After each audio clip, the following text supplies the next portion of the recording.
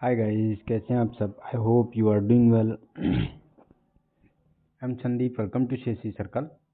तो आज से हम लोग डिस्कस करेंगे विजन आईएएस 2023 के लिए जो टेस्ट सीरीज है। ठीक है, विजन आईएएस की ये हिंदी माध्यम में है। इसको हम लोग आज से शुरू करेंगे और डिस्कस करेंगे इसके।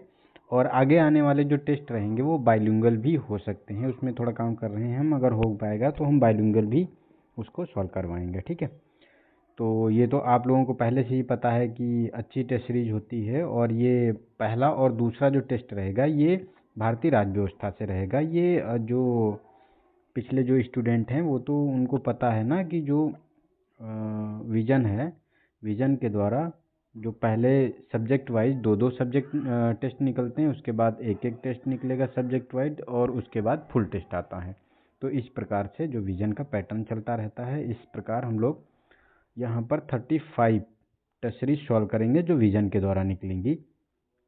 और इसमें साथ ही जो रहेगा हमारा, इसमें जो टेस्ट सीरीज सॉल्व करने का तरीका, तो इसमें क्या रहेगा कि 50 क्वेश्चन एक वीडियो में हम लोग सॉल्व करेंगे। ठीक है, और 50 क्वेश्चन दूसरे वीडियो में, तो हमारा ये एक टेस्ट पूरा हो जाएगा। तो इस प्रकार हम 50-50 क्वेश्चन के वीडियो अपलोड करेंगे चैनल पे, तो आप लोग इसको देख सकते हैं। और इसमें देखो सॉल्व अच्छी तरीके से हम लोग इसमें करेंगे, और जो क्वेश्चन का एनालिसिस करेंगे, साथ साथ जो उसके ऑप्शंस रहते हैं और स्टेटमेंट रहते हैं, तो सबका एनालिसिस करेंगे डिटेल में।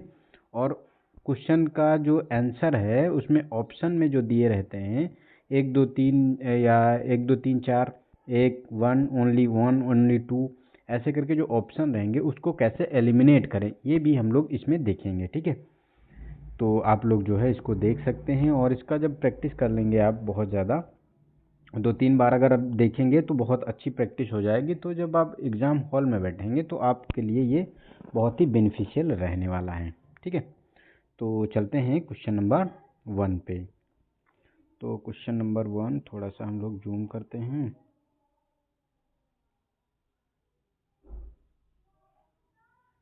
ठीक है, तो क्वेश्चन नंबर 1 है, इसमें कहा गया कि संविधान में निहित धर्म की स्वतंत्रता के संदर्भ में बताना है। कौन सा स्टेटमेंट हमारा इसमें सही है। तो फर्स्ट है कि इसमें किसी भी धर्म का पालन न करने की स्वतंत्रता शामिल है। तो देखो ये स्टेटमेंट हमारा सही है कि क्योंकि इसमें जो हमारा संविधान है, भारतीय कॉन्स्टिट्यूशन है, जो उसमें ऐसा कहीं नहीं लिखा है कि आप किसी धर्म को फॉलो ही करें। आप उसमें ये भी स्वतंत्रता है कि आप अगर किसी धर्म को नहीं मानते हैं तो ये आपके लिए, आप नहीं मानना चाहते तो इसमें कोई आपत्ति नहीं है संविधान को। ठीक है, सेकेंड है कि यह सभी धर्म परिवर्तनों पर रोक लगाता है। तो नहीं, ये स्टेटमेंट गलत है, क्योंकि अगर कोई अपनी मर्जी से किसी दूसरे धर्म में जाना चाहता है तो आप जा सकते हैं, कोई आपत्ति नहीं इसमें है। और विदेशी नागरिकों के लिए उपलब्ध नहीं है, तो ये भी स्टेटमेंट गलत है हमारा, क्योंकि जो धर्म की स्वतंत्रता है ये सबके लिए है, चाहे वो देशी नागरिक हो या विदेशी नागरिक हो। ठीक है, तो हमारा पहला स्टेटमेंट सही है, तो ए वाला ऑप्शन इसका सही हो गया। नेक्स्ट है हमारा क्वेश्चन नंबर 2। तो इसमें कहा गया कि संविधान के अनुच्छेद 360 के तहत वित्तीय आपात की घोषणा करने की शक्ति निहित है। तो किस किस में निहित है। तो देखो ऑब्वियसली ये राष्ट्रपति में निहित है। तो ये फैक्चुअल क्वेश्चन है, कोई इसमें जो कुछ ज़्यादा डिस्कस करने की ज़रूरत नहीं है। ठीक है, तो ये राष्ट्रपति के द्वारा ही ये किया जाता है। नेक्स्ट है हमारा क्वेश्चन नंबर 3। तो इसमें कहा गया कि हाल ही में दी गई जो the forest of India report 2021, इसमें कौन सा स्टेटमेंट नहीं सही है। जो the forest of India report 2021 है, तो इसे प्रतिवर्ष भारतीय वन सर्वेक्षण द्वारा तैयार किया जाता है। तो देखो प्रतिवर्ष इसे तैयार नहीं किया जाता है, इसे तैयार किया जाता है प्रत्येक 2 वर्ष में। ठीक है, तो ये हमारा गलत हो गया, लेकिन इसको तैयार करता है भारतीय वन सर्वेक्षण। और ये सेकेंड स्टेटमेंट है कि वन क्षेत्र में 10,000 वर्ग किलोमीटर से अधिक की वृद्धि हुई है। तो ये भी हमारा गलत है स्टेटमेंट, क्योंकि इसमेमें जो वृद्धि देखी गई है, जो 2019 की तुलना में अगर देखें रिपोर्ट को 2021 वाली, तो उसमें 2,261 वर्ग किलोमीटर की वृद्धि हुई है। तो ये भी हमारा स्टेटमेंट गलत हो गया। और थर्ड है कि विगत 2 वर्षों में वनावरण में सबसे अधिक वृद्धि जो है मध्य प्रदेश में हुई है। तो ये भी हमारा स्टेटमेंट गलत है अगेन, क्योंकि जो सबसे ज़्यादा वृद्धि हुई है ये आंध्र प्रदेश में आपको देखने को मिलेगी, और उसके बाद तेलंगाना में। ठीक है, तो ये भी हमारा स्टेटमेंट गलत है। लेकिन अगर मध्य प्रदेश के बारे में बात की जाए तो इसमें देखो मध्य प्रदेश में फॉरेस्ट क्षेत्रफल जो है वो सबसे ज़्यादा है। सबसे ज़्यादा क्षेत्रफल जो है वाला राज्य है मध्य प्रदेश। ठीक है, तो हमारे तीनों statement one forest India report 2021 के संबंध में गलत हैं, तो तीनों स्टेटमेंट हमारे सही हो गए। ऑप्शन हमारा डी वाला इसका सही हो गया।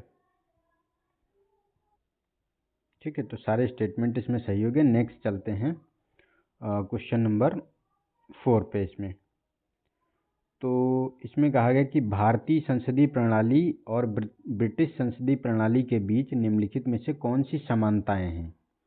तो फर्स्ट है कि संसद की सर्वोच्चता। तो देखो संसद की सर्वोच्चता ये ब्रिटेन में है, इंडिया में नहीं है। ठीक है, और निर्वाचित राज्य का प्रमुख, तो ये भी देखो निर्वाचित राज्य का प्रमुख जैसे राष्ट्रपति होता है वो इंडिया में होता है, लेकिन ब्रिटेन में अगर बात की जाए तो वहाँ पे राजशाही चलती है, राजा होता है, वहाँ निर्वाचित नहीं होता है राज्य प्रमुख।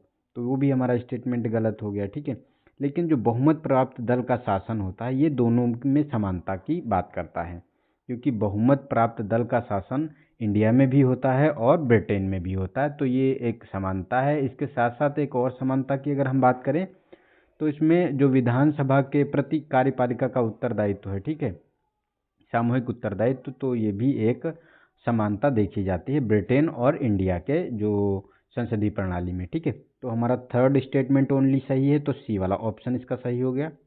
नेक्स्ट क्वेश्चन है हमारा 5।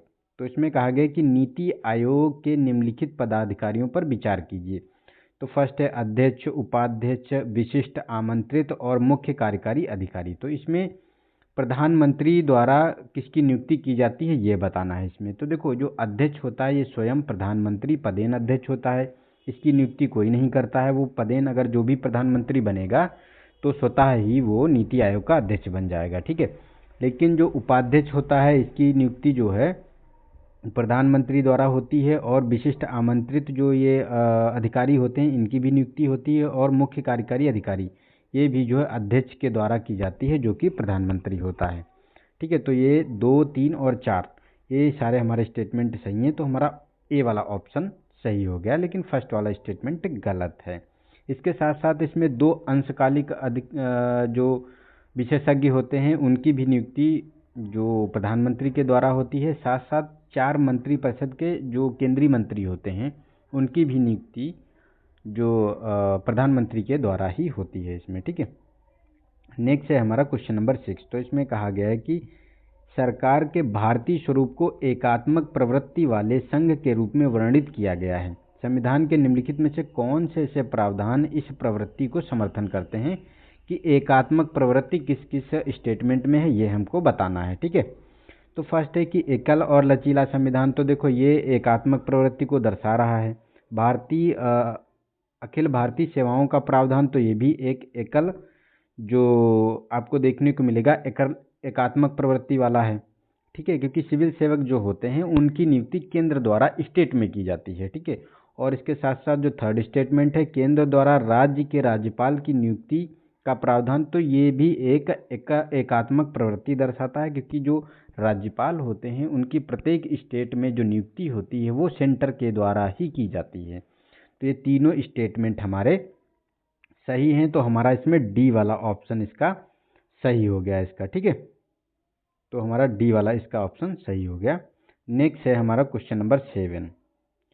तो इसमें कहा गया है कि राष्ट्रीय जनसंख्या रजिस्टर के संदर्भ में बताना है कि कौन सा स्टेटमेंट हमारा सही है। तो फर्स्ट है कि एनपीआर में केवल नागरिक शामिल होते हैं।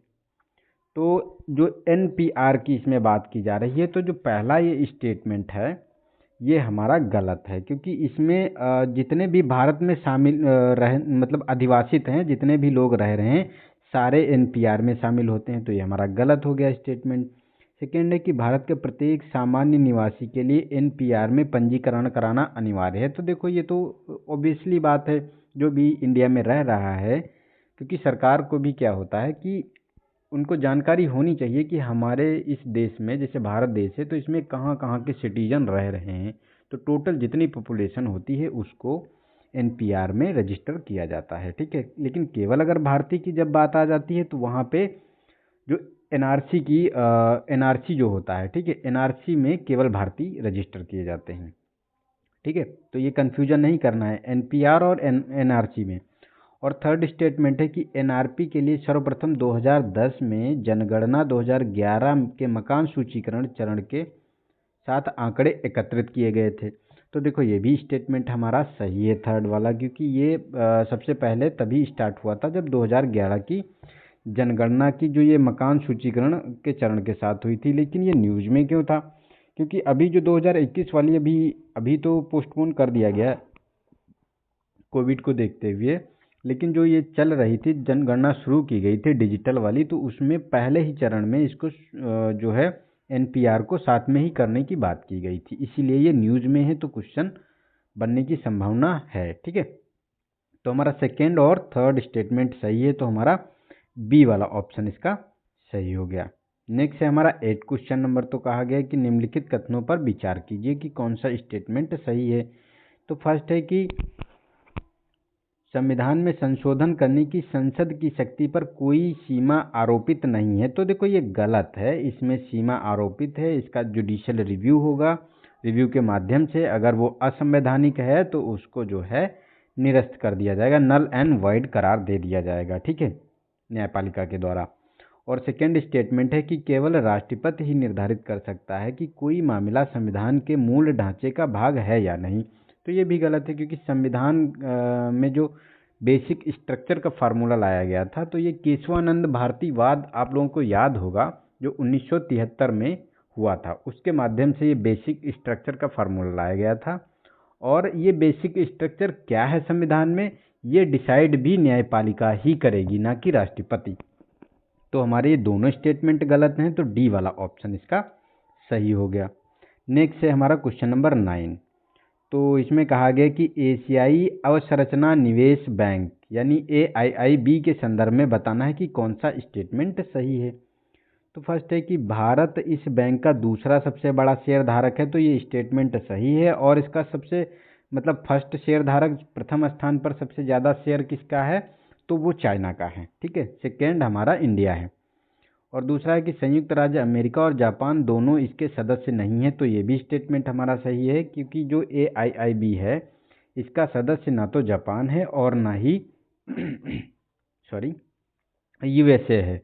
और जो ये AIIB जो बैंक है इसकी स्थापना की गई थी 2015 में, और इसका हेड क्वार्टर आपको बीजिंग में देखने को मिलता है, ठीक है। तो ये हमारे लिए इम्पोर्टेंट है, क्योंकि सबसे दूसरा हाईएस्ट शेयर धारक इंडिया है इसमें।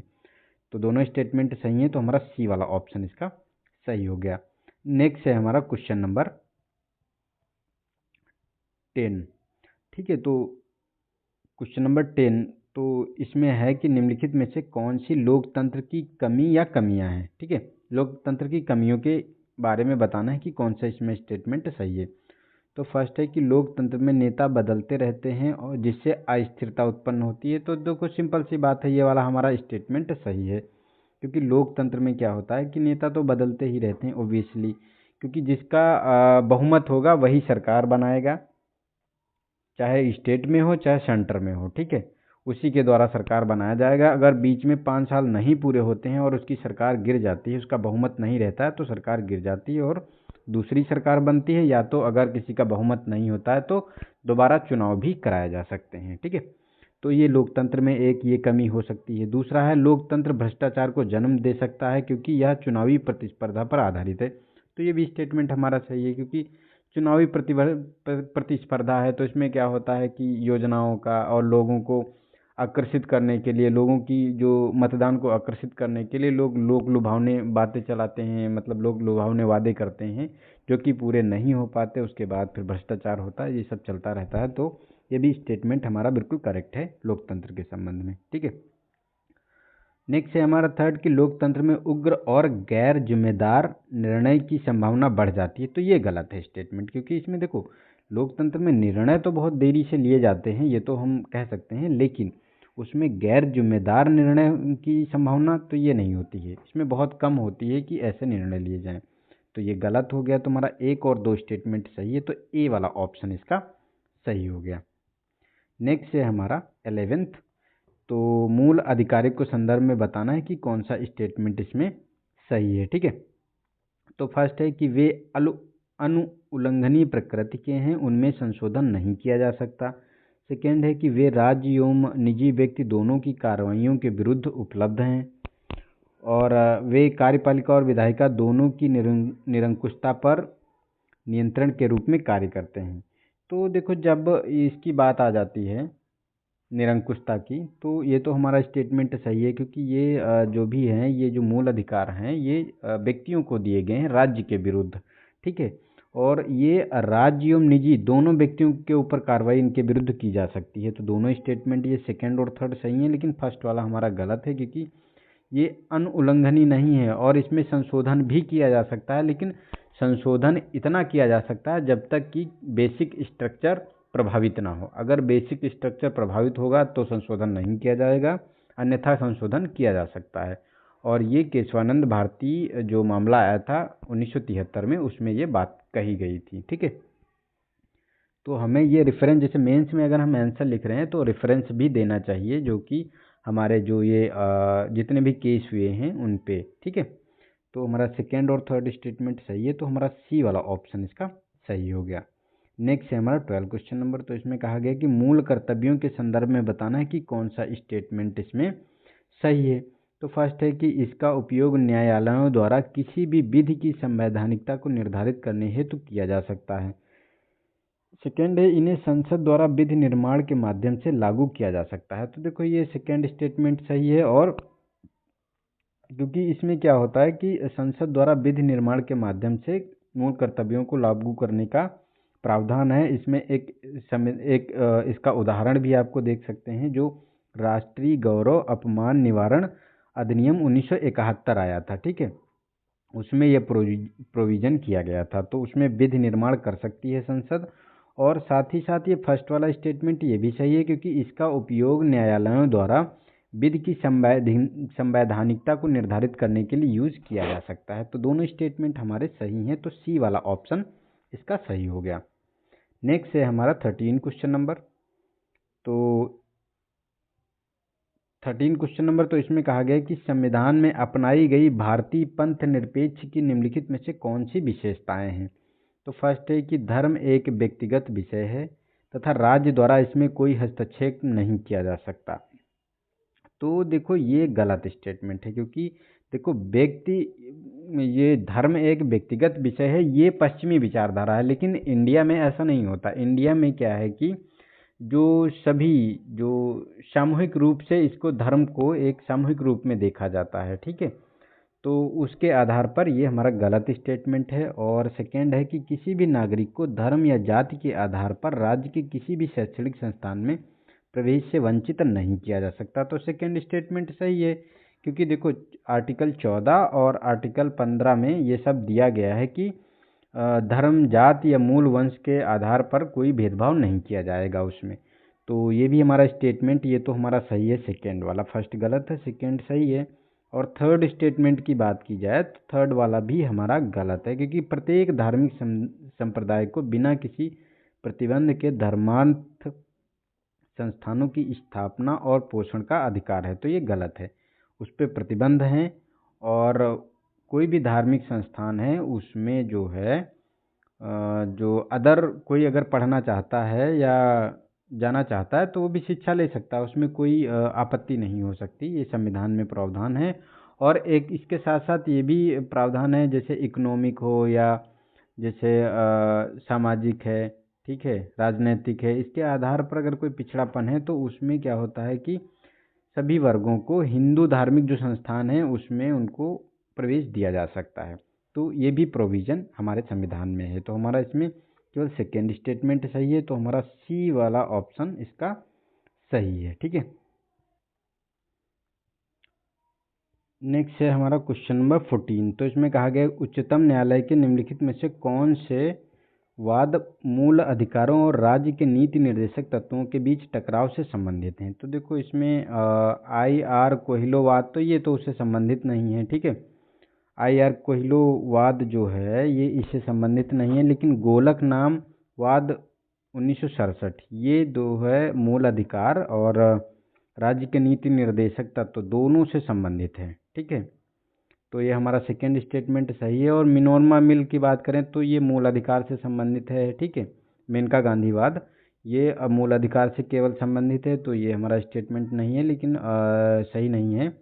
लेकिन चौथा स्टेटमेंट हमारा सही, जो मिनोरमा मिलवाद 1980 आया था, इसमें भी जो है फंडामेंटल राइट्स और डीपीएसपी के बारे में बात की गई थी इसमें। ठीक है, क्योंकि जो गोलकनाथ बनाम गोलकनाथवाद आया था 1967 में, इसमें कहा गया था कि फंडामेंटल में जो संशोधन नहीं किया जा सकता, लेकिन मिनोरमा मिलवाद में कहा गया था कि संशोधन किया जा सकता है, लेकिन उतने ही पार्ट का संशोधन किया जा सकता है जितना कि बेसिक स्ट्रक्चर प्रभावित ना हो। ठीक है, तो ये दोनों स्टेटमेंट इससे संबंधित हैं, सेकेंड और फोर्थ। तो हमारा बी वाला ऑप्शन इसमें सही हो गया। नेक्स्ट है हमारा 15 क्वेश्चन नंबर। तो इसमें कहा गया है कि भारतीय संविधान के अनुच्छेद 12 में प्रदत्त राज्य की परिभाषा में निम्नलिखित में से कौन से शामिल हैं। तो फर्स्ट है कि Delhi metro rail corporation DMRC, और सेकंड है कि भारतीय विशिष्ट पहचान प्राधिकरण UIDAI, और नीति आयोग भारतीय रिजर्व बैंक। तो देखो चारों स्टेटमेंट ये सही हैं। जो राज्य के परिभाषा के बारे में अगर बात की जाए तो हमारा डी वाला ऑप्शन सही है, क्योंकि राज्य की जो परिभाषा इसमें दी गई है जो आर्टिकल 12 में, तो इसमें कहा गया है कि कोई भी निजी निकाय या संस्था या एजेंसी जो कि राज्य की संस्था के रूप में कार्य करेगा वो राज्य की परिभाषा के अंतर्गत आएगा। ठीक है, तो ये इसका कॉन्सेप्ट है। नेक्स्ट है हमारा 16 क्वेश्चन नंबर। तो इसमें कहा गया है कि हाल ही में सुर्खियों में रहा वेडेल सागर निम्नलिखित में से किसमें अवस्थित है। तो पूर्वी हिंद महासागर, पश्चिमी प्रशांत, आर्कटिक या अंटार्कटिक। तो देखो डी वाला ऑप्शन सही है, ये अंटार्कटिका में स्थित है, क्योंकि ये अभी न्यूज़ में आया था, क्योंकि यहाँ पे एक विशाल फिश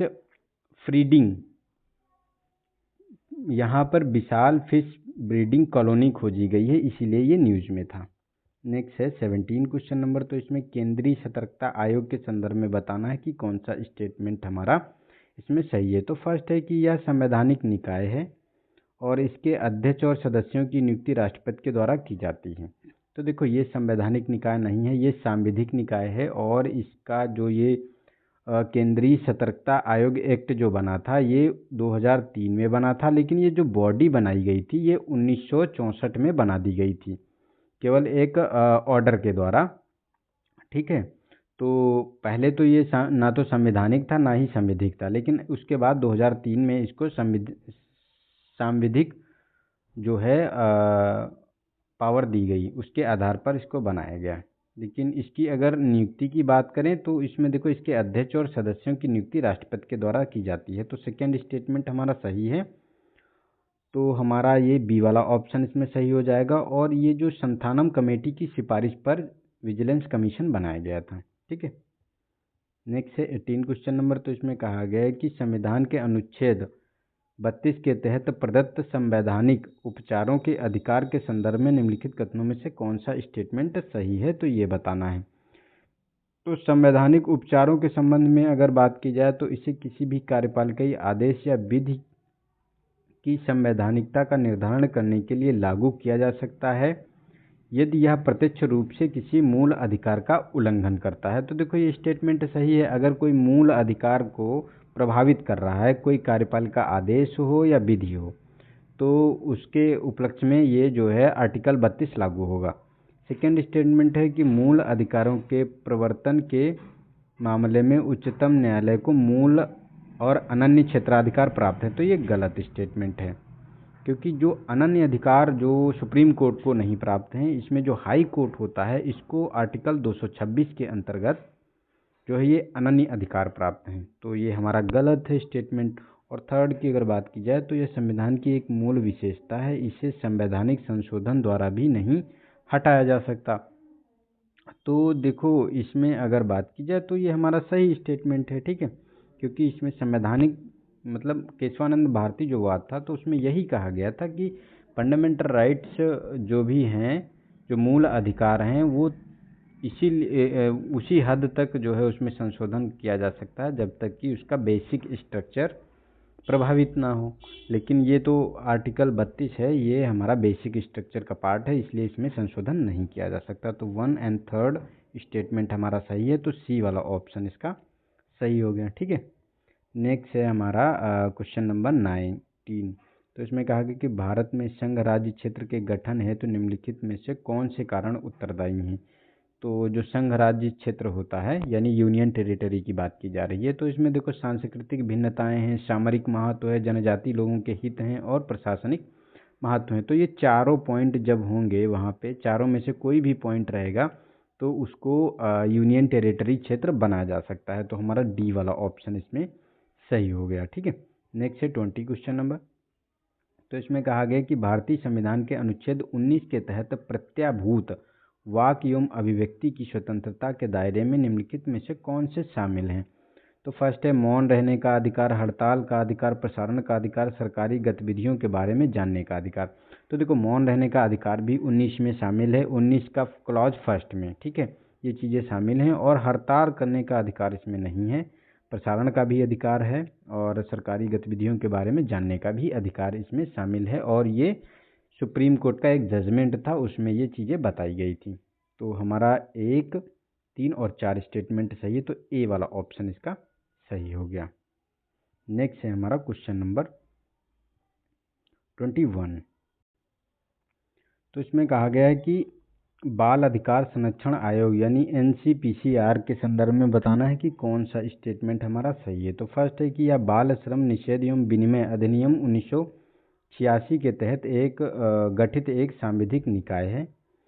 तो ये तो पहले ही गलत हो गया, क्योंकि ये बाल श्रम जो निषेध एवं विनिमय निधि अधिनियम है, इसका जो गठन किया गया है ये तो श्रम मंत्रालय के अंतर्गत है। लेकिन ये राष्ट्रीय बाल अधिकार संरक्षण अधिनियम की अगर बात की जाए तो ये आया था महिला एवं बाल विकास मंत्रालय के अंतर्गत है। और इसका जो गठन किया गया था राष्ट्रीय बाल अधिकार संरक्षण आयोग अधिनियम 2005 के अंतर्गत। ठीक है, तो ये तो हमारा गलत हो गया स्टेटमेंट।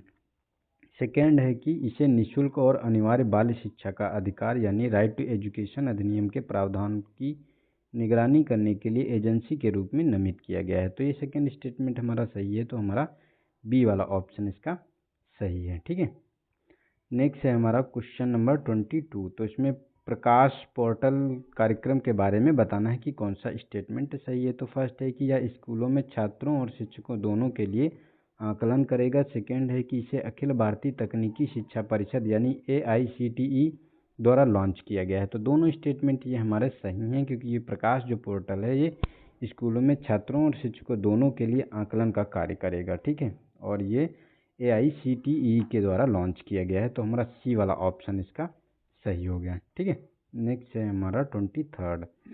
तो भारतीय संविधान में संबंधित उदारवाद के विचार के संबंध में बताना है कि कौन सा कथन सही है इसमें। तो फर्स्ट है कि भारतीय उदारवाद समुदाय के अधिकारों पर व्यक्तियों के अधिकारों को प्रधानता देता है।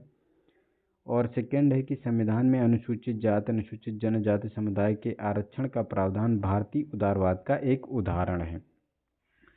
तो इसमें जो उदारवाद की बात की जा रही है, तो हमारा देखो सेकेंड स्टेटमेंट ये सही है, क्योंकि संविधान में अनुसूचित जाति अनुसूचित जनजाति समुदाय के आरक्षण का जो प्रावधान है ये एक उदारता का लक्षण है। ठीक है, लेकिन फर्स्ट वाला ये गलत है, क्योंकि उदारवाद जो उदारता की बात की जाती है ये व्यक्तियों के अधिकारों को प्रधानता नहीं देते हैं, ये समुदाय के अधिकारों को प्रधानता देते हैं। जैसे कि वहाँ पे धर्म की बात की जा रही थी कि सामुदायिक धर्म की बात करते हैं, ना कि व्यक्तिगत धर्म।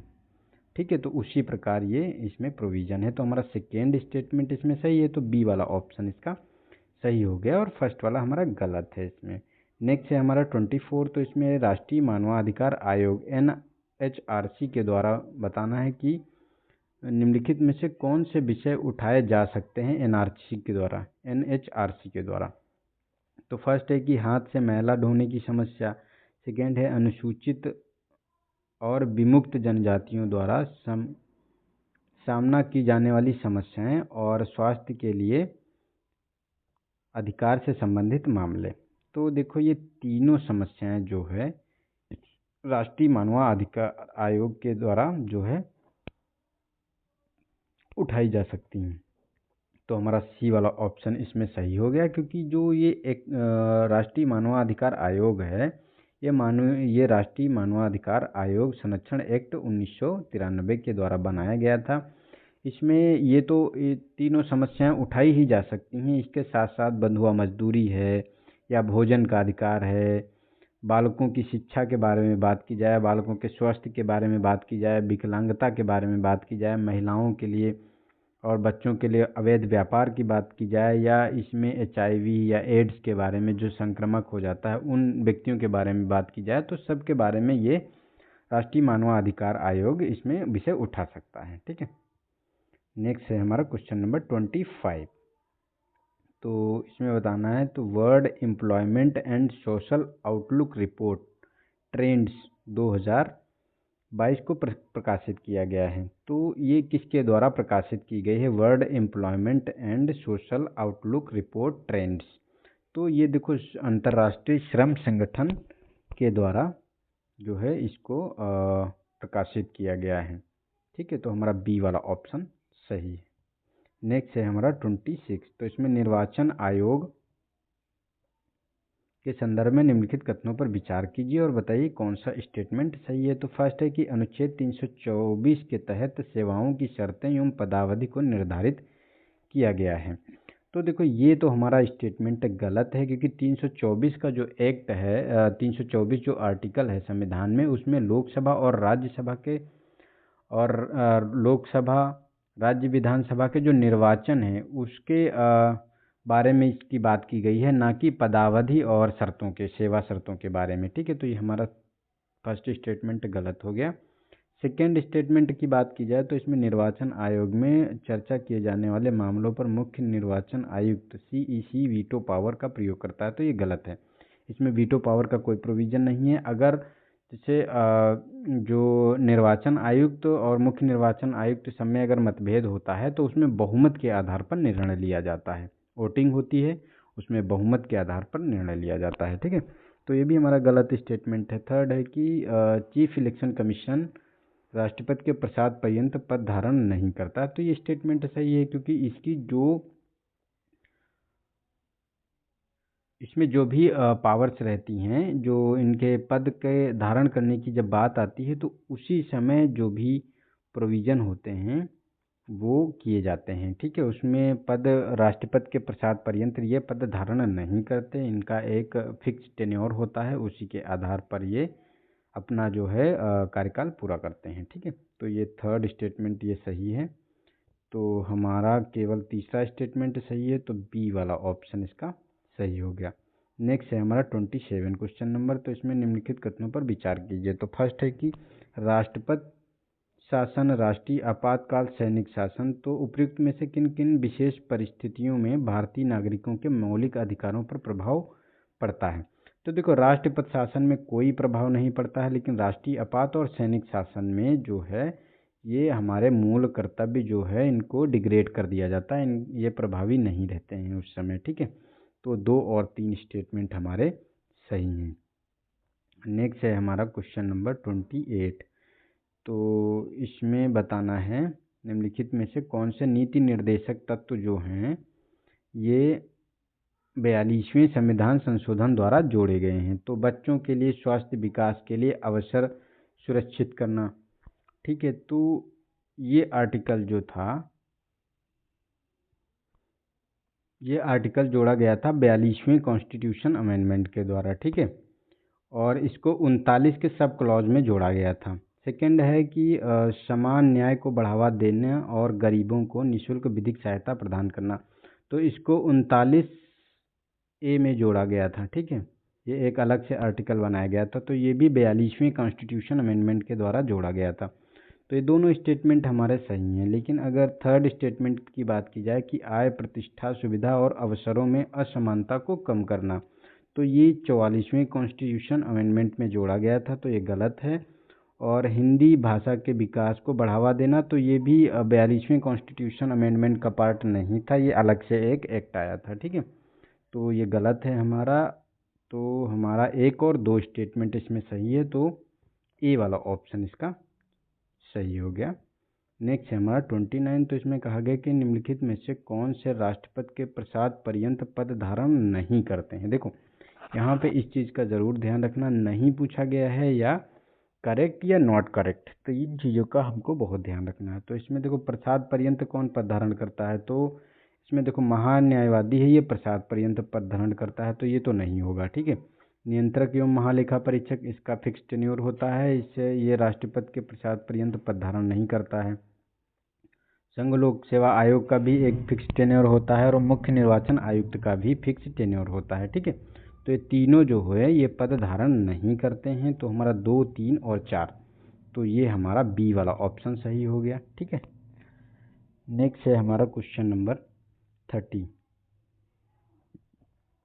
तो इसमें पद्म पुरस्कारों के संदर्भ में बताना है कि कौन सा स्टेटमेंट सही है। तो फर्स्ट है कि पद्म पुरस्कार प्राप्त व्यक्ति को पहले प्राप्त पुरस्कार के 5 वर्ष बाद ही उच्च पुरस्कार दिया जा सकता है। तो ये तो स्टेटमेंट हमारा सही है कि कोई पुरस्कार अगर मिला है उसको तो उसके 5 साल के बाद ही उसको उच्च पुरस्कार मिलेगा। सेकेंड है कि पद्म पुरस्कार समिति की अध्यक्षता कैबिनेट सचिव करते हैं। तो जो ये समिति की अध्यक्षता करते हैं तो ये सचिव के द्वारा ही की जाती है। ठीक है, तो सेकेंड स्टेटमेंट भी सही है। लेकिन थर्ड स्टेटमेंट की बात की जाए कि इस पुरस्कार की घोषणा से पूर्व प्राप्तकर्ता की लिखित सहमति का प्रावधान है, तो नहीं, ऐसा कोई प्रावधान नहीं है। लेकिन हाँ, ऐसा ज़रूर है कि गृह मंत्रालय के द्वारा एक कॉल ज़रूर जाती है जिसको इसके लिए पुरस्कृत करने के लिए उसको चुना जाता है। तो उसके लिए कॉल जाती है, अगर उसने मना कर दिया तो वो दूसरे को दे दिया जाता है। ठीक है, तो ऐसा प्रोविज़न है, लेकिन लिखित प्रावधान कोई नहीं है। तो फर्स्ट एंड सेकेंड स्टेटमेंट हमारा सही है, तो हमारा डी वाला ऑप्शन सही हो गया। और इनकी जो भारत का सर्वोच्च सम्मान है, नागरिक सम्मान, ये तो आपको पता ही है, जो पहला भारत रत्न है जो सर्वोच्च सम्मान है, उसके बाद जो है पद्म विभूषण है, फिर पद्म भूषण है। ठीक है, और इनकी शुरुआत कब हुई थी, तो 1954 में इनकी शुरुआत हुई थी। नेक्स्ट है 31। तो इसमें कहा गया है कि निम्नलिखित कथनों पर विचार कीजिए। तो युग्म दिए गए हैं, उनको सुमेलित करना है, कौन से सही सुमेलित हैं। तो मूल अधिकार कहाँ से लिए गए हैं, मतलब संवैधानिक प्रावधान है और स्रोत देश हैं।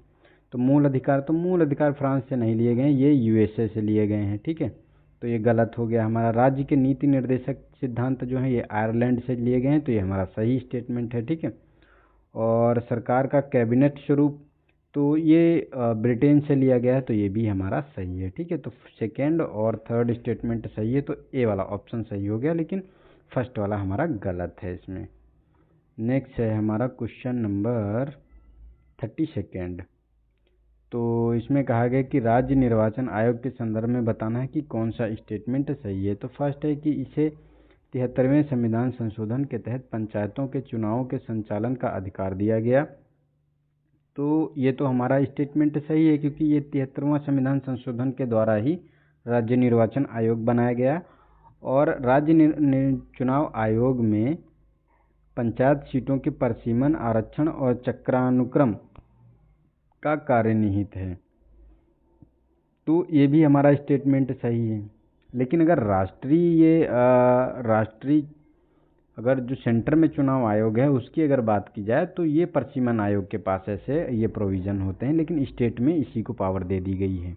नेक्स्ट है कि राज्य चुनाव आयोग अपनी वार्षिक रिपोर्ट भारत के चुनाव आयोग और राज्यपाल को प्रस्तुत करता है। तो ये जो है स्टेटमेंट ये गलत है इसमें, क्योंकि जो है ये जो रिपोर्ट प्रस्तुत करता है ये उसमें जो हमारा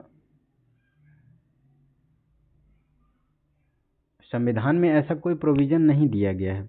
लेकिन हाँ, ये प्रोविज़न दिया गया है जो एक NCRWC बनाया गया था, तो उसके अंतर्गत ये मतलब उसको प्रस्तुत कर सकता है, लेकिन प्रस्तुत करता है ये मतलब स्पष्ट प्रोविज़न उसमें नहीं है। तो ये हमारा स्टेटमेंट गलत है। तो 1 और 2 सही है, तो हमारा ए वाला ऑप्शन इसका सही हो गया। नेक्स्ट है हमारा 33। तो इसमें कहा आयोग और उसके अंतर्गत कौन कौन आयोग या निकाय है और किस मंत्रालय के अंतर्गत आते हैं ये बताना है। तो राष्ट्रीय अल्पसंख्यक आयोग की अगर बात की जाए तो देखो ये सामाजिक न्याय मंत्रालय, अधिकारिता मंत्रालय के अंतर्गत नहीं आता है, ये आपको अल्पसंख्यक मंत्रालय के अंतर्गत देखने को मिलेगा। ठीक है, अल्पसंख्यक कार्य मंत्रालय, तो ये गलत है हमारा स्टेटमेंट। और सेकेंड है कि राष्ट्रीय महिला आयोग तो महिला एवं बाल विकास मंत्रालय के अंतर्गत आता है, तो सही है ये हमारा स्टेटमेंट। और राष्ट्रीय अनुसूचित जाति जनजाति आयोग तो ये जनजाति मंत्रालय के अंतर्गत आता है, ठीक है। तो ये हमारा सेकेंड और थर्ड सही है स्टेटमेंट, तो हमारा सी वाला ऑप्शन इसका सही हो गया। नेक्स्ट है हमारा क्वेश्चन नंबर 34। तो इसमें वित्त आयोग के संदर्भ में निम्नलिखित कथनों पर विचार कीजिए। तो फर्स्ट है कि यह अर्धन्यायिक निकाय है, तो ये सही है स्टेटमेंट हमारा। इसके सदस्य 5 वर्ष या 65 वर्ष की आयु तक पद धारण करते हैं। तो ये तो हमारा जो इसमें स्टेटमेंट है, तो ये स्टेटमेंट गलत है, क्योंकि इसका टेन्योर कोई फिक्स नहीं है। क्योंकि जो आर्टिकल 280 दिया हुआ है उसमें ऐसा कोई प्रोविज़न नहीं दिया गया है। लेकिन हाँ, ऐसा ज़रूर है, जब ये नियुक्ति की जाती है वित्त आयोग में, इनके सदस्यों की जब नियुक्ति की जाती है उस समय राष्ट्रपति जो भी निर्धारित कर देता है वही रहता है, ठीक है। तो इसका कोई फिक्स टेन्योर नहीं है, तो ये गलत है। और थर्ड है इसके सदस्य पुनर्नियुक्त होने के पात्र हैं, तो ये भी सही है स्टेटमेंट। तो हमारा फर्स्ट एंड थर्ड स्टेटमेंट सही है, तो हमारा सी वाला ऑप्शन इसका सही है। नेक्स्ट है कि हाल ही में एयरटेल पेमेंट बैंक को आरबीआई द्वारा अनुसूचित बैंक का दर्जा दिया गया है।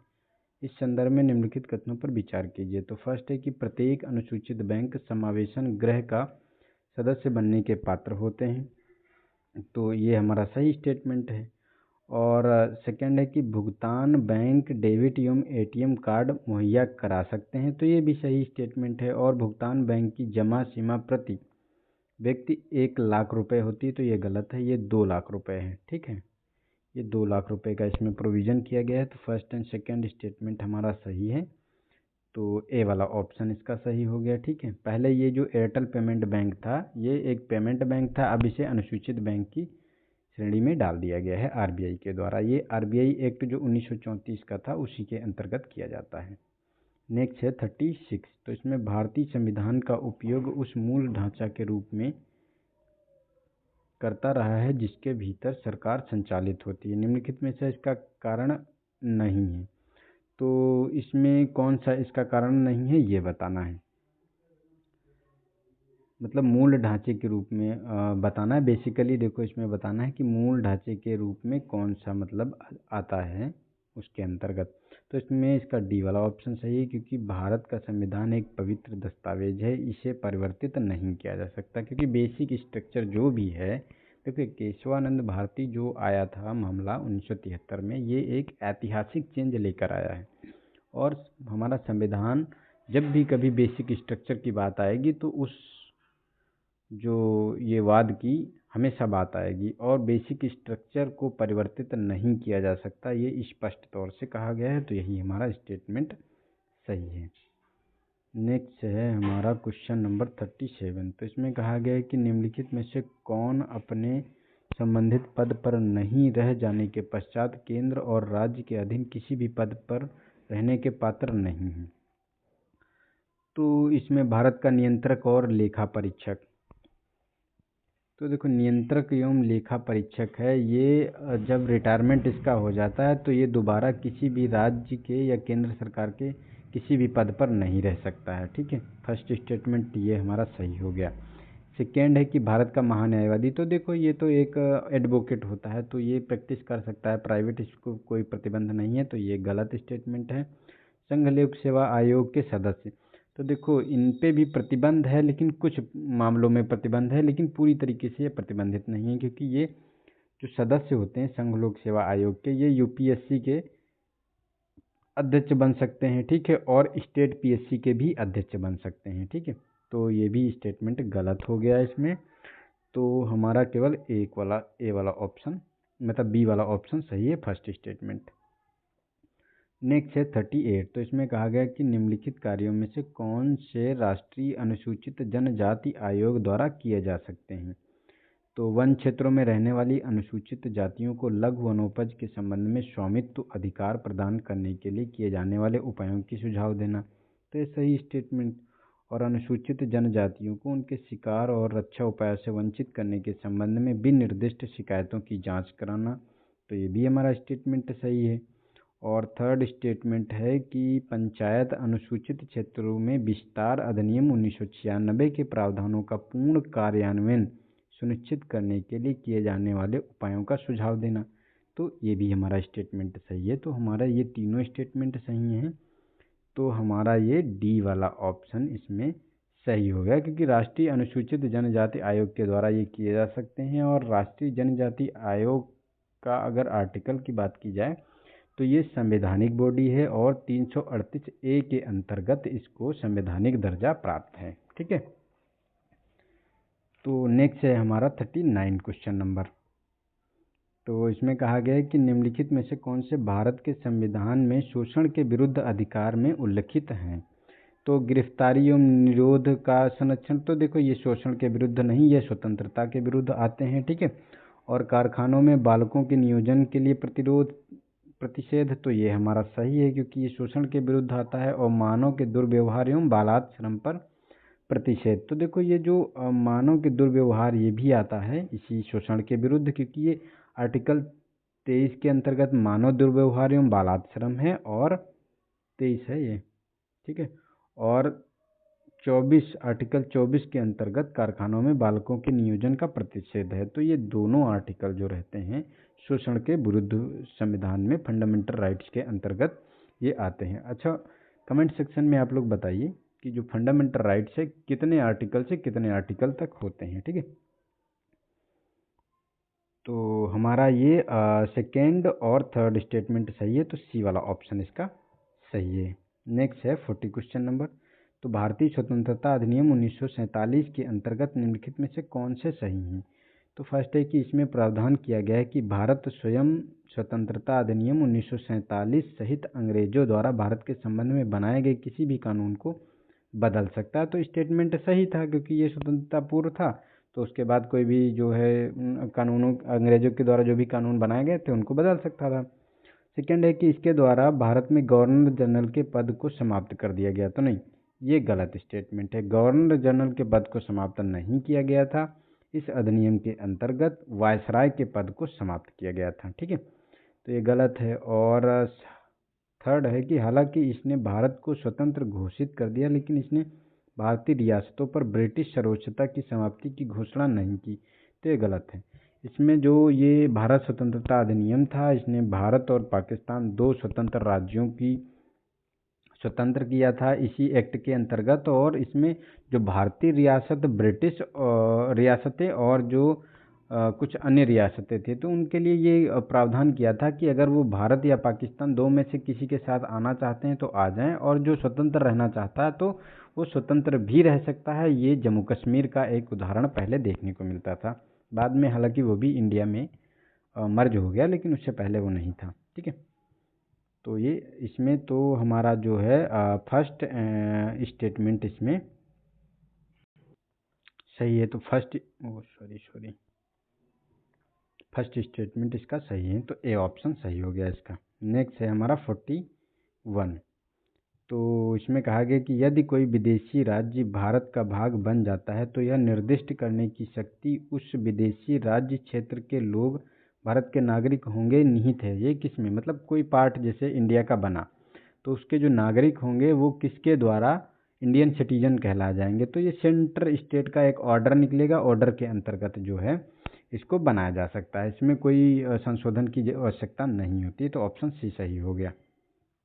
नेक्स्ट है हमारा क्वेश्चन नंबर 12। तो इसमें अनुच्छेद 17 अस्पृश्यता का उन्मूलन के संदर्भ में बताना है कि कौन सा स्टेटमेंट सही है। तो फर्स्ट है कि यह अस्पृश्यता और किसी भी रूप में उसके आचरण का उन्मूलन करता है। तो ये सही स्टेटमेंट है। ठीक है। और सेकेंड है कि अनुच्छेद 17 में अस्पृश्यता को परिभाषित किया गया। तो ये गलत है, क्योंकि अस्पृश्यता को संविधान में कहीं भी परिभाषित नहीं किया गया है, लेकिन उसके प्रोविज़न बताए गए हैं कि किस आधार पर जो ये अस्पृश्यता होगा। ठीक है। थर्ड है कि यह अधिकार केवल राज्य के विरुद्ध है। तो नहीं, ये गलत है। राज्य और व्यक्तिगत समूह सबके विरुद्ध है ये। ठीक है। तो ये भी हमारा गलत हो गया। इससे सिविल अधिकार संरक्षण अधिनियम 1955 के द्वारा लागू किया गया। तो ये हमारा सही स्टेटमेंट है। तो फर्स्ट एंड सेकंड सही है, तो फर्स्ट एंड फोर्थ, तो हमारा बी वाला ऑप्शन इसका सही हो गया। नेक्स्ट है 43, तो प्रायः सुर्खियों में रहने वाला डार्क जोन संदर्भित है। तो फर्स्ट स्टेटमेंट इसका सही है, क्योंकि डीएनए के उन भागों को जिनके बारे में हमें न्यूनतम जानकारी है, जिनके जैविक कार्यों के बारे में अधिक जानकारी नहीं है, उसे ही हम डार्क जीनोम के रूप में परिभाषित करते हैं। हालांकि अभी हाल ही में ये साइंटिस्टों के द्वारा इसमें भी कुछ खोज की गई है, जो डार्क जीनोम वाला पार्ट था उसमें भी खोज की गई है कुछ प्रोटीन्स की, तो इसीलिए ये न्यूज़ में था। तो ऐसे क्वेश्चन बन जाते हैं साइंस एंड टेक से। नेक्स्ट है 44, तो इसमें राज्य लोक सेवा आयोग के संदर्भ में बताना है कि कौन सा स्टेटमेंट सही है। तो फर्स्ट है कि राज्य के आधे सदस्य एससी, एसटी और ओबीसी वर्गों के व्यक्ति होने चाहिए। तो ये गलत है, ऐसा कोई प्रोविज़न नहीं है। हाँ, लेकिन ये जो राज्य में राज्यपाल के ऊपर छोड़ दिया गया, वो चाहे तो ऐसा कर सकता है, लेकिन ऐसा कोई प्रोविज़न नहीं है। और स्टेट पीएससी के सदस्यों को संबंधित राज्य के राज्यपाल के द्वारा हटाया जा सकता है। तो ये भी गलत है। जो स्टेट पीएससी के जो सदस्य होते हैं उसकी नियुक्ति तो राज्यपाल के द्वारा की जा सकती है, लेकिन उसे हटाने का प्रोविज़न राष्ट्रपति के पास ही होता है। ठीक है, तो हमारे दोनों स्टेटमेंट गलत हैं, तो डी वाला ऑप्शन इसका सही है।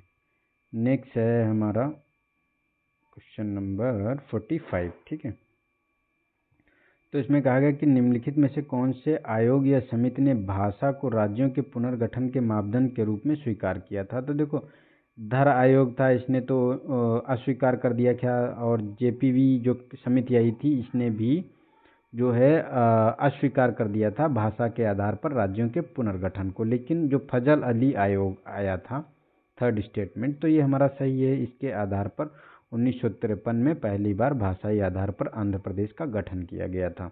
तो हमारा थर्ड स्टेटमेंट सही है, तो सी वाला ऑप्शन इसका सही हो गया। नेक्स्ट है हमारा 46, तो इसमें कहा गया कि निम्नलिखित कथनों पर विचार कीजिए, कौन सा स्टेटमेंट सही है ये बताना है। तो फर्स्ट है कि राष्ट्रीय मानवाधिकार आयोग और राज्य मानवाधिकार आयोग के अध्यक्षों की नियुक्ति राष्ट्रपति के द्वारा की जाती है। तो ये गलत है, क्योंकि जो राष्ट्रीय मानवाधिकार आयोग है इसकी नियुक्ति जो है राष्ट्रपति के द्वारा की जाती है, लेकिन जो ये राज्य मानवाधिकार आयोग है इसकी नियुक्ति की अगर बात की जाए तो ये राज्यपाल के द्वारा की जाती है, गवर्नर के द्वारा। ठीक है, तो ये गलत हो गया। और सेकेंड है कि एनएचआरसी और एचएसआरसी के अध्यक्षों को केवल भारत के राष्ट्रपति के द्वारा पद से हटाया जा सकता है। तो सेकेंड स्टेटमेंट सही है, क्योंकि नियुक्ति स्टेट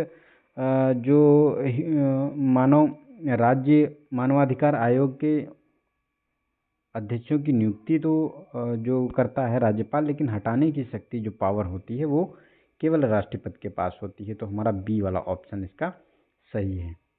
नेक्स्ट है 47, तो इसमें कहा गया कि अनुच्छेद 26 के तहत धार्मिक कार्यों के प्रबंध की स्वतंत्रता का प्रयोग के लिए किसी भी धार्मिक संप्रदाय को निम्नलिखित में से कौन सी शर्तों को पूर्ण करना आवश्यक है। तो फर्स्ट है कि विश्वासों की प्रणाली वाले व्यक्तियों का एक समूह होना चाहिए, सामान्य संगठन वाला एक समूह होना चाहिए, समूह का एक विशिष्ट नाम होना चाहिए। ठीक है, तो ये 3 मापदंड की आवश्यकता होती है इसमें। ठीक है, फर्स्ट, सेकेंड और थर्ड। समूह का अपना एक धार्मिक पाठ्यक्रम, ऐसा कोई प्रोविज़न नहीं है। अलग सिद्धांत का उपदेश देने वाला एक नेता हो, तो ऐसा भी कोई प्रोविज़न नहीं। तो फर्स्ट, सेकेंड और थर्ड स्टेटमेंट हमारा सही है, जिसके आधार पर हम जो आर्टिकल 26 के तहत धार्मिक कार्यों के प्रबंध की स्वतंत्रता का प्रोविज़न करते हैं उसके ये 3 मापदंड है। ये सुप्रीम कोर्ट के जजमेंट के द्वारा निर्धारित किया गया था। नेक्स्ट है हमारा क्वेश्चन नंबर 48, तो इसमें कौन सा निम्नलिखित में से कौन सा भारत के संविधान के भाग 4A के तहत मूल कर्तव्य है। तो फर्स्ट है स्टेटमेंट वैज्ञानिक दृष्टिकोण और मानववाद का विकास करना। सेकेंड है कि उद्योगों के प्रबंधन में कर्मकारों की भागीदारी को प्रोत्साहित करना, और करों का भुगतान करना, मतदान करना। तो देखो, करों का भुगतान और ये करों का भुगतान तो फंडामेंटल राइट्स के अंतर्गत आता है। सॉरी, फंडामेंटल राइट्स नहीं है।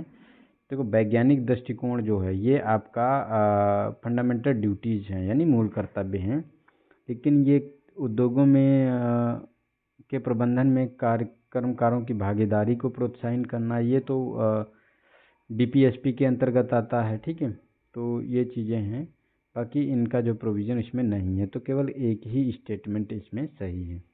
अच्छा ये बताइए फंडामेंटल ड्यूटी जो हैं वो किस आर्टिकल के अंतर्गत आती हैं, ठीक है। ये आप लोग कमेंट सेक्शन में बताएं, आप लोगों के लिए होमवर्क है। नेक्स्ट है 49, तो इसमें कहा गया है कि निम्नलिखित में से कौन सा तत्व न्यायपालिका के विभिन्न निर्णयों द्वारा प्रतिपादित संविधान की मूल संरचना का भाग है। तो फर्स्ट है कि संविधान का पंथ निरपेक्ष चरित्र। तो देखो ये भी आपको पंथ निरपेक्ष जो चरित्र है ये मूल संरचना का भाग है। विधायिका और कार्यपालिका के बीच शक्तियों का पृथक्करण, तो ये भी मूल संरचना का पार्ट है, बेसिक स्ट्रक्चर है। समाजवादी राज्य ये नहीं, ये समाजवादी जो राज्य है ये बेसिक स्ट्रक्चर का पार्ट नहीं है। इसके साथ साथ जो तर्क संगतता का सिद्धांत ये भी बेसिक स्ट्रक्चर का पार्ट ही है। तो हमारा 1, 2 और 4, 1, 2, 4 कौन सा ऑप्शन सही है? 1, 2 और 4, तो हमारा डी वाला ऑप्शन इसमें सही हो गया। इसके साथ साथ और भी अगर ये जो केशवानंद भारतीवाद बनाम केरल राज्य आया था 1973 में, इसमें राष्ट्रीय एकता और अखंडता को भी बेसिक स्ट्रक्चर की बात कही थी। संविधान की सर्वोच्चता बेसिक स्ट्रक्चर का पार्ट है। लोक कल्याणकारी राज्य बेसिक स्ट्रक्चर है। विधि का शासन, संसदीय व्यवस्था, न्याय तक प्रभावी पहुंच, पृथक संप्रभु लोकतांत्रिक गणतंत्रात्मक, ये जितने भी सारे पार्ट हैं ये सब बेसिक स्ट्रक्चर के पार्ट हैं, ठीक है। नेक्स्ट है 50 क्वेश्चन नंबर। तो इसमें कहा गया है कि निम्नलिखित में से कौन से हित समूहों और जन आंदोलन दोनों के लिए समान है। तो इसमें दोनों चुनावी प्रतिस्पर्धा में प्रत्यक्ष रूप से भाग लिए बिना राजनीति को प्रभावित करने का प्रयास करते हैं। तो ये स्टेटमेंट सही है क्योंकि ये लोग डायरेक्ट जो है पार्टिसिपेट नहीं करते हैं राजनीति में। दोनों का एक ढीला संगठन होता है, तो नहीं, जो ढीला संगठन होता है ये आंदोलन का होता है, लेकिन जो है जो हित समूह होते हैं इनका संगठन कठोर होता है, दृढ़ होता है, ठीक है। और दोनों बड़े पैमाने पर स्फूर्त जन भागीदारी पर निर्भर होते, तो नहीं, जन भागीदारी पर निर्भरता की अगर बात जहाँ पर आएगी तो ये जो जन आंदोलन होते हैं उसमें जन भागीदारी स्फूर्तता के आधार पर दिखेगी, लेकिन हित समूह में ऐसा नहीं होता। तो अगर जो समान है हित समूहों और जन आंदोलन में समानता की बात की जाए तो दोनों चुनावी प्रतिस्पर्धा में प्रत्यक्ष रूप से भाग लिए बिना राजनीति को प्रभावित करने का प्रयास करते हैं। तो पहला स्टेटमेंट हमारा सही है, तो ए ऑप्शन सही हो गया हमारा, ठीक है। तो यहाँ तक हम लोगों ने 50 क्वेश्चन देख लिए हैं, ठीक है। आगे के आने वाले नेक्स्ट वीडियो हम 50 क्वेश्चन का करेंगे जो पॉलिटी का ही रहेगा। आगे जो भी हमारा दूसरा पॉलिटी का भी है उसको भी हम 1 बाय 1 करके डिस्कस करेंगे। तो अगर वीडियो अच्छा लगे तो इसे लाइक करना, कमेंट करना, ठीक है। और जो क्वेश्चन पूछता हूँ उसको ज़रूर बताइए ताकि आपका एक्टिव मोड बना रहे और अब अच्छे से इसको यूटिलाइज कर पाएँ। तो आज के लिए इतना ही, मिलते हैं नेक्स्ट वीडियो में, तब तक के लिए नमस्कार, जय हिंद, जय भारत।